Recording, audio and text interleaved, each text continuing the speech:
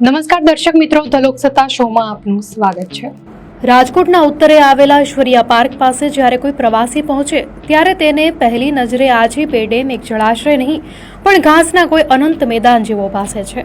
આશરે 5 ચોરસ કિલોમીટરમાં પથરાયેલી આ હરિયાળી કોઈ બગીચો કે ગોલ્ફ કોર્સ નથી, પરંતુ જળકુંભી નામના જળચર છોડની એક એવી અભેદ ચાદર છે જેણે સમગ્ર જળાશયને પોતાના ગુંગળામણ ભર્યા આલિંગનમાં લઈ લીધું છે।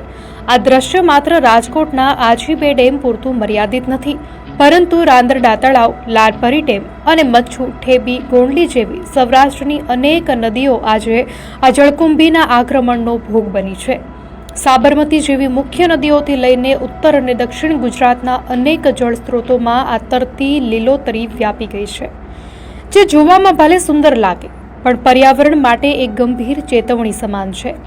કર્કવૃત પર સ્થિત ગુજરાત જેવા શુષ્ક પ્રદેશમાં ઉનાળાની કાળઝાળ ગરમીમાં પણ જ્યારે બધું સુકાઈ જતું હોય ત્યારે આ 12 માસ ટકી રહેતી હરિયાળી આશીર્વાદને બદલે શ્રાપ સાબિત થઈ રહી છે। વૈજ્ઞાનિક દ્રષ્ટિકોણથી જોઈએ તો આ જળકુંભી મૂળ ભારતની વનસ્પતિ નથી, પરંતુ દક્ષિણ અમેરિકાથી આવેલી એક વિદેશી આક્રમણકારી પ્રજાતિ છે।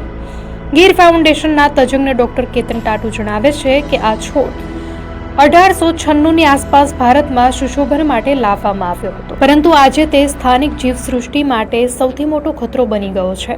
ખાસ કરીને જે જળાશયોમાં ગટરનું ગંદુ પાણી ભળે છે ત્યાં પોષક તત્વો મળવાને કારણે જળકુંભી રોકેટ ગતિએ ફેલાય છે। આ છોડ પાણીની સપાટીને સંપૂર્ણપણે ઢાંકી દેતા હોવાથી સૂર્યપ્રકાશ નીચે સુધી પહોંચી શકતો નથી। પરિણામે પાણીમાં રહેલી માછલીઓ, લીલ અને અન્ય સૂક્ષ્મ જીવો માટે ઓક્સિજનની માત્રા ઘટી જાય છે।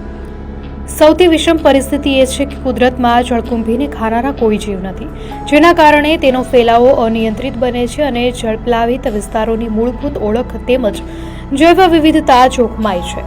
ગુજરાત એ ભારતમાં સૌથી મોટો જળપ્લાવિત વિસ્તાર, વેટલેન્ડ ધરાવતું રાજ્ય છે, જ્યાં દર વર્ષે વિદેશથી હજારો યાયાવર પક્ષીઓ મહેમાન બને છે।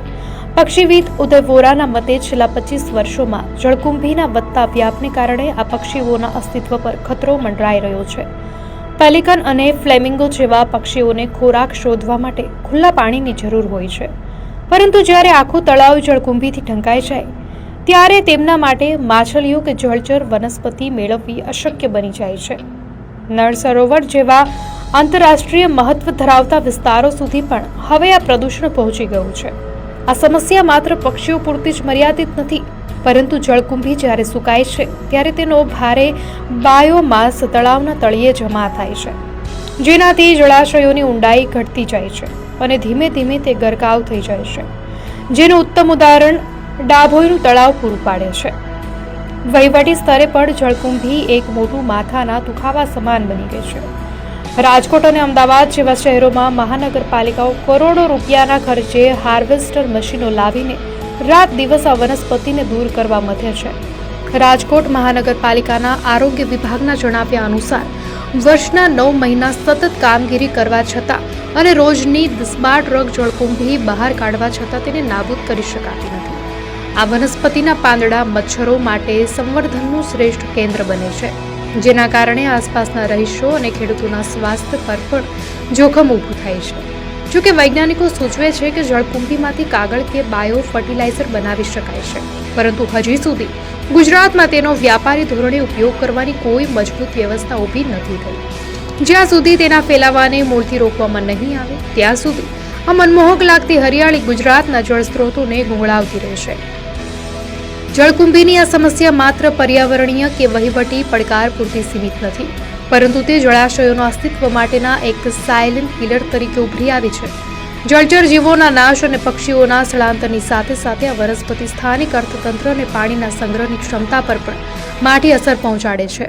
જ્યારે આ છોડના અવશેષો સડીને જળાશયના તળિયે બેસે છે ત્યારે તે કાદવનું પ્રમાણ વધારે છે અને તળાવ કે ડેમની જળ સંગ્રહ શક્તિમાં મોટો ઘટાડો કરે છે, જે ભવિષ્યમાં જળ સંકટને નોતરી શકે છે।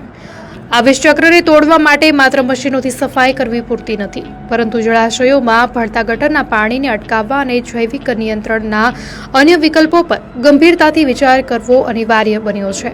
જો સમયસર આ દિશામાં નક્કર પગલાં નહીં લેવામાં આવે તો ગુજરાતના રળિયામણા જળપ્લાવિત વિસ્તારો માત્ર કાગળ પર રહી જશે અને વાસ્તવમાં તે જળકુંભીના ડૂબેલા મેદાનો બનીને રહી જશે. દર્શક મિત્રો, આ માહિતી આપને કેવી લાગી? આપની પ્રતિક્રિયા અમને કોમેન્ટમાં ચોક્કસથી જણાવશો. અને જો આપને આ વિડીયો સારો લાગ્યો હોય તો વિડીયોને લાઇક કરો અને ચેનલને સબસ્ક્રાઇબ કરો.